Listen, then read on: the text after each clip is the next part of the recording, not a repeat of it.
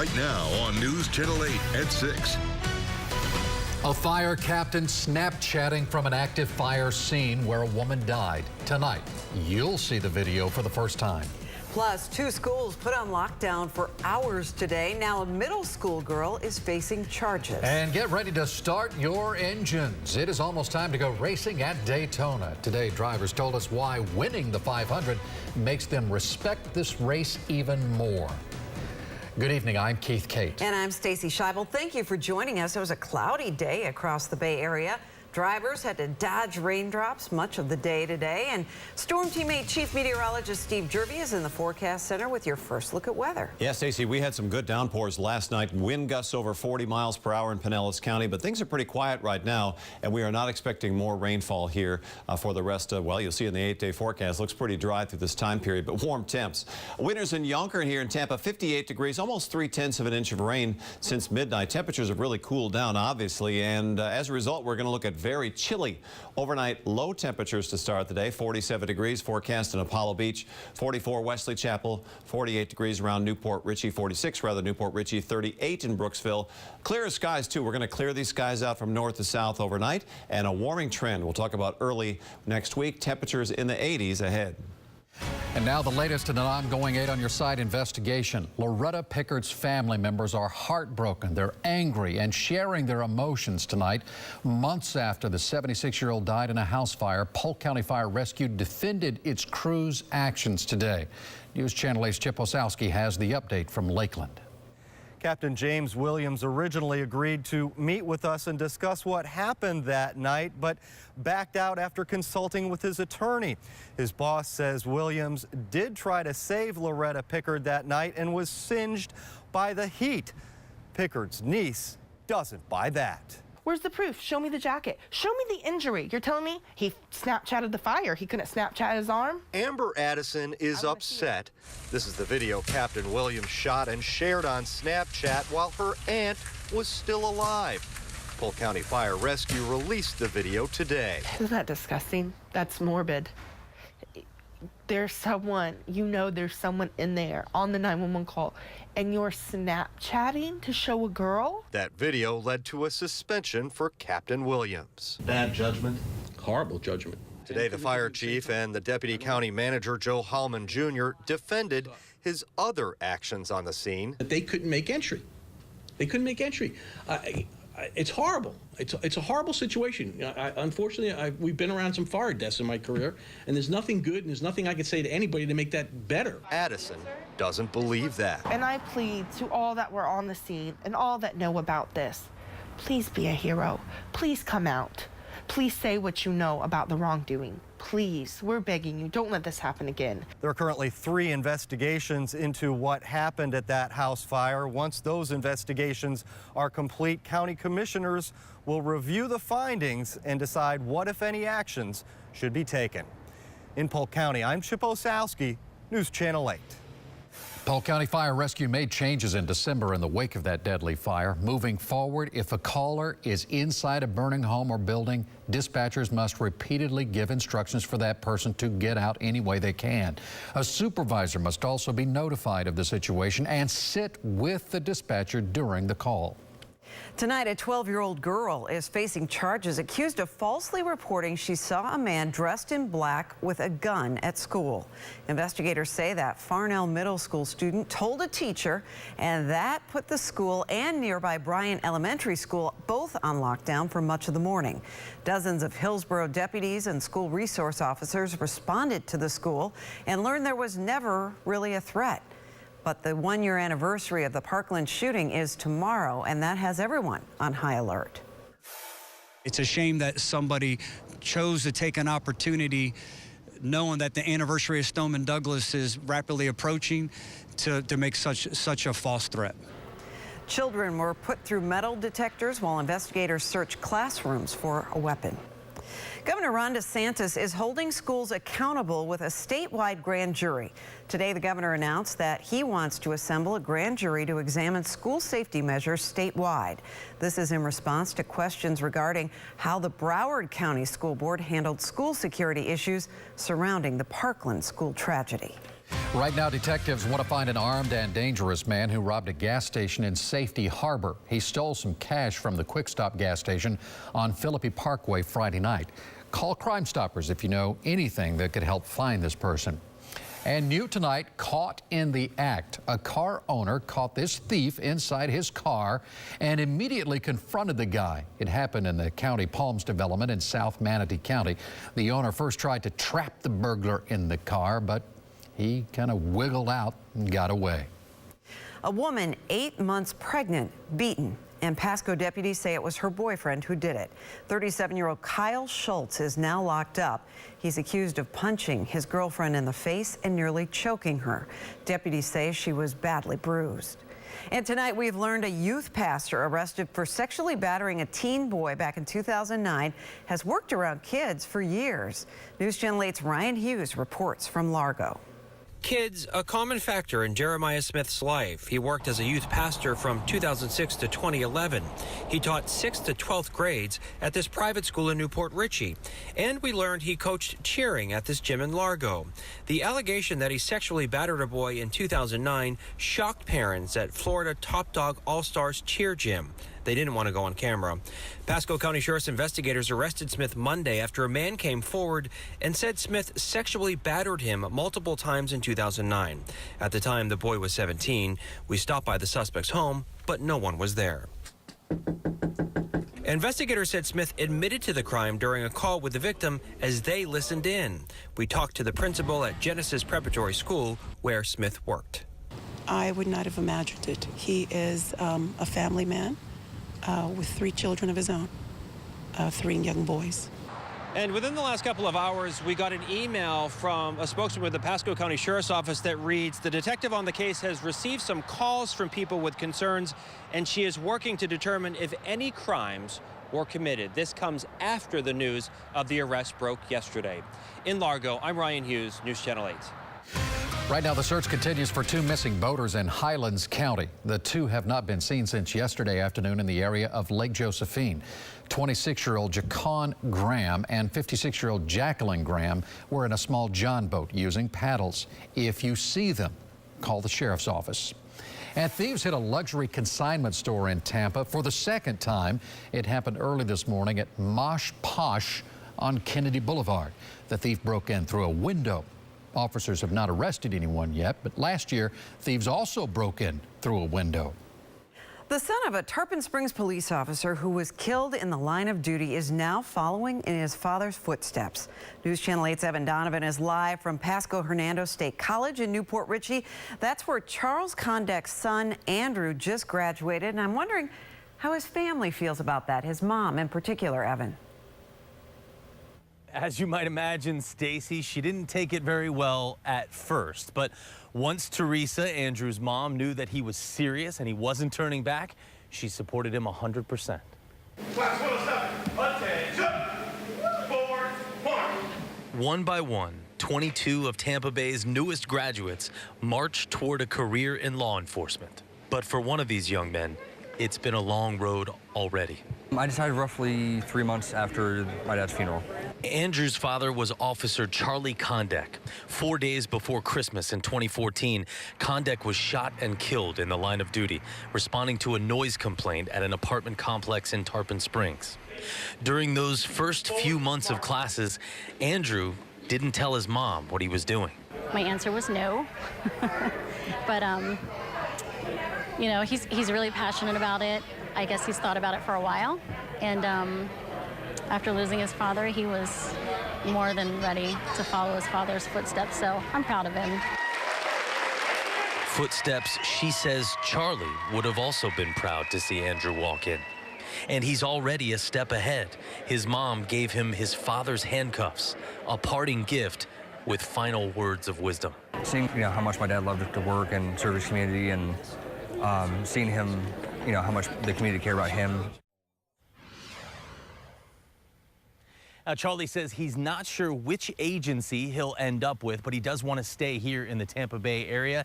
And Stacy, he told me that obviously everything has changed about his family, but through this, he's gained a new, bigger law enforcement family, and that's one of the reasons why he decided to do this. All right. Evan Donovan live in Newport Richey. Thank you. On Sunday, the NASCAR season kicks off with the 61st running of the Daytona 500. News Channel 8's Dan Lucas spoke with many of the drivers at Media Day, and the goal at Daytona is always to get a life-changing win. Now we've gotten the rainy weather out of the way here at Daytona International Speedway, and for one driver, a win here on Sunday will make the weather perfect for the rest of his life. Few trophies in sports rival the massive Harley J. Earl, and that's just one of the fruits if you can win the Daytona 500. After winning it, you respect it more than what you did before you win it, because you see all the media and fanfare. It's definitely its own race, set apart from the season, and all we want to do is win.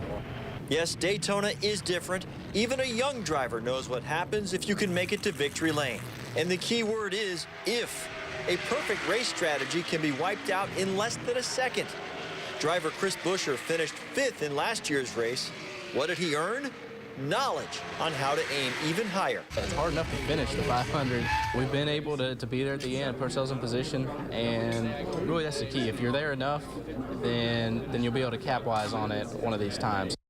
So Buescher finished 22nd in front row qualifying for the Daytona 500 on Sunday. So like a lot of drivers, he's hoping for a big effort tomorrow night in the qualifying races to set the field for Sunday's 500. In Daytona, Dan Lucas, News Channel 8 Sports. And News Channel 8 is counting down to the big race this Sunday. Don't miss our special Countdown to Daytona this Saturday at 7 p.m. on News Channel 8. Pinellas County Park will soon be a place to honor those who fought for us. Coming up, how work is underway to create a park for wounded warriors. It is the most wonderful time of the year. Baseball is back. Tampa Bay Yankees pitchers and catchers reported right here to Steinbrenner Field earlier. Meanwhile, the Rays got a nice little workout in down in Port Charlotte. We'll have complete spring training coverage for you coming up in sports. And you're probably already feeling the changes in the weather. This is our look at our forecast center upstairs. Julie Phillips standing by. Steve Jervy up with details coming up. Help for those who fought for us. Unused land has been upgraded to a beautiful park dedicated to wounded warriors. News Channel 8's Jamel Lene shows us how this new space is designed to help people with disabilities. This empty lot here in Pinellas Park at Lurie Park is now home to Wounded Warriors Abilities Ranch. It's a celebration. This ribbon cutting symbolizes a new day for wounded warriors and people living with disabilities in Pinellas Park. Parks are definitely handicap accessible, but it's usually an afterthought. What I wanted with this park is to design it around the wheelchair user. Veteran Mike Delancey is the brains behind the project. He was wounded in Iraq. His injury left him in a wheelchair. September 1st of 2006, we were on dismounted foot patrol, and I was shot by a sniper. He wasn't the same when he returned home. You know, everybody has that why me moment, and, you know, my dad was a very strong supporter of me. My friends and my family sort of kicked me in the butt and got me out of the house. Delancey now helps others, speaking to thousands of wounded warriors across the country. Administrators with the city approached him about the land, which now features a dog park, wheelchair court, and an outdoor fitness station. I sort of came up with the idea to make a 10-acre recreational park that's completely wheelchair accessible from front to back. Others continue to donate. There's such a huge population of veterans here. Knowing what they were doing, it totally brings families together. It's a park space, so it was a natural fit for us to be a part of it. Delancey says the park is a symbol of hope. Find your passion again, whether it's fishing, kayaking, biking, wheelchair basketball, you know, it's all out there for you, so stop making excuses to sit at home and do nothing. Max Defender 8, the radar built for Tampa Bay weather. Sponsored by Moss Family Automotive. Now, Chief Meteorologist Steve Jervy. Heavy rain last night, but nothing left on Max Defender 8. We tracked those pretty closely as it rolled into Pinellas County with over 40-mile-per-hour gusts. This is what's left of all of that, well to the east, but still raining across parts of South Florida. But look at the clouds hang in there. You can see here high pressure taking over with clearer, drier air, but will eventually erode these clouds from north to south, but they're taking their time as they push in a southerly direction. As we look at our forecast temperatures, yeah, there's some cooler colors here on the map. Thursday afternoon, though, warming nicely in the afternoon up into the 70s. Going to be a beautiful day with more sunshine. Much colder air to the north of us will stay there, largely because a ridge of high pressure will build back in and hold on preventing that colder air from pushing southward. Lander over Clearwater, current temp 56 degrees with a north wind, 17 100ths, but look at the skies starting to clear here at the moment. Wow, good timing on this. The trade winds, as always, a great sunset here, 59 degrees, but just a little under 1/10 of an inch of rain. Just to stop and stare at that for a while. Looks pretty good, although kind of cool out on the beach tonight. Great looking Valentine's Day, 73 degrees for a high. Evening and morning. Morning kind of cool. Evenings will be cooler, but after a 73-degree high, it won't be like today. Temps warm nicely all the way into the weekend, well above normal. You can see by Sunday and Monday near 80 degrees plus. Nice shot from Tony out at Fort DeSoto Pier tonight. Good timing. He's just showing off there. You can also see a few clear patches there in the sky. Marine forecast: northeast winds 10 to 15 knots, seas 2 to 3. A moderate chop on bay water. Small craft exercise caution tomorrow. Note the wind shift from the northeast. That's a milder flow. We've been pure north today, and of course that's going to draw in cooler air. At 3 p.m. 73 degrees, 67 degrees at noon, and to start the day a cold 47 degrees below the average. It's currently 58 in Odessa. Also in Largo and Palm Harbor, Valrico, 57 in Seminole, and also in Brandon and Temple Terrace. Brooksville 55, 61. St. Petersburg, Sarasota, it's 57 in Lakeland. Sebring and Lake Placid, both in the upper 50s. This evening, cold front will continue to depart to our south, and the flow around that will be from the north for the evening, so it'll be chilly this evening, especially going to be out later. Skies will eventually clear, and of course we'll start out with sunshine because we're dealing with clearer skies, and that'll end up with a gorgeous afternoon. Hardly a cloud in the sky there. We'll likely see a warming trend that'll carry with more humidity back into the atmosphere Friday morning, but another sunny start to the day. Call it partly cloudy. Very nice afternoon it looks like for us here as we head on into Friday, and then that warming trend just carries on to the weekend. We thought there might be a cold front that could have some impact, but that was earlier, a couple of days ago. Right now it looks like that front has kind of given up on any idea of trying to make it farther south with this ridge of high pressure controlling us. So we'll just stay warm. Bottom line, temperatures will stay in the 80-degree range, low 80s all the way in the next week. The rain chances are low. We threw a slight chance in there because we'll have additional moisture in the atmosphere, kind of like yesterday, kind of warm, a little bit more humid. Can't rule out a little sprinkle, but by no means is rain really a big issue here in the next 8 days. Not like it was this morning. Woo, and it was, wasn't it? Got our attention for sure. Thanks, Steve. Well, it's another sign that winter is almost over. Spring training now underway. Coming up, we'll talk to the Rays and the Yankees players as both teams get this season started.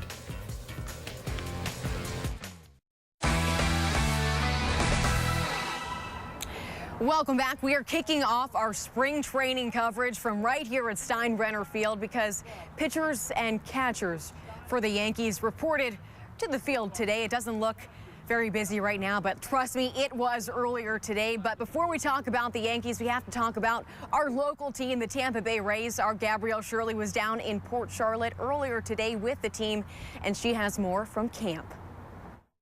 Annie, the Rays plan to run with their unique pitching rotation again this season. They used 3 traditional starters, and then they filled the other 2 spots with the, quote, opener. It worked for them last season, so why fix what is not broken? The 3 starters are expected to be Blake Snell, Charlie Morton, and Tyler Glasnow. You may not be too familiar with 2 of them. Charlie Morton spent the past 2 years as a Houston Astro. He is entering his 12th MLB season, bringing a wealth of knowledge with him. Tyler Glasnow came to Tampa from Pittsburgh in the Chris Archer trade last season. He started 11 games, going 1-5 with a 4.2 ERA here in Tampa. He says his goal this year is to stay consistent. I kind of solidified it right when I got traded over, and me and Kyle have been bouncing ideas off each other, and it's really been the same for since I got traded over. And I think in the past it would I wouldn't really feel right, and I'd kind of tinker with things and change some stuff, and I've been on a consistent stride here for a while. The Kyle that Glasnow is referring to is obviously Kyle Snyder, the Rays pitching coach. The 2 of them met for bullpens in the offseason. I'm reporting here in Port Charlotte. Gabrielle Shirley, News Channel 8 Sports. And as I mentioned, it was buzzing here at Steinbrenner Field earlier today because pitchers and catchers reported to camp. However, the first official workout will take place tomorrow here at the field. And much like the Rays and Gabrielle mentioned, pitching a topic at Yankees camp. And as it looks right now, New York's starting rotation could be pretty strong. Jay Happ amongst that rotation that will feature Masahiro Tanaka and Luis Severino, just to name a few. And this is Happ's first full season in New York after being traded from the Blue Jays last July. He finished 7-0 with a 6.9 ERA, and he has full confidence in this pitching staff. I think we're in a good spot, but you probably talk to 29 other clubs and they're going to say the same thing, but I like where we're at. I think we got a lot of talent. We got a lot of guys that have proven to be able to step up in big situations, and as with everything, I think health is going to be a big key. And despite their depth on the mound, let's not forget last year the Yankees went 10-9 against the Rays in the AL East. So I expect another competitive race come the start of this season. Moving over to men's basketball, the USF men's basketball team on the road to face UCF in a nice little war on I-4. USF sits tied for 4th place in the American standings, just a half game behind UCF for 3rd place. Tip-off is set for 7 o'clock. And how can we forget the Lightning beat the Calgary Flames 6-3 last night? Tomorrow up next, the Dallas Stars. Puck drops at 7:30. Guys, I will send it back to you. Thanks, Annie. A lot going on in the sports world. Thank you, Annie. And don't go anywhere. Nightly news coming up next, followed by News Channel 8 at 7. And we'll see you right back here tonight on News Channel 8 at 11. Good night.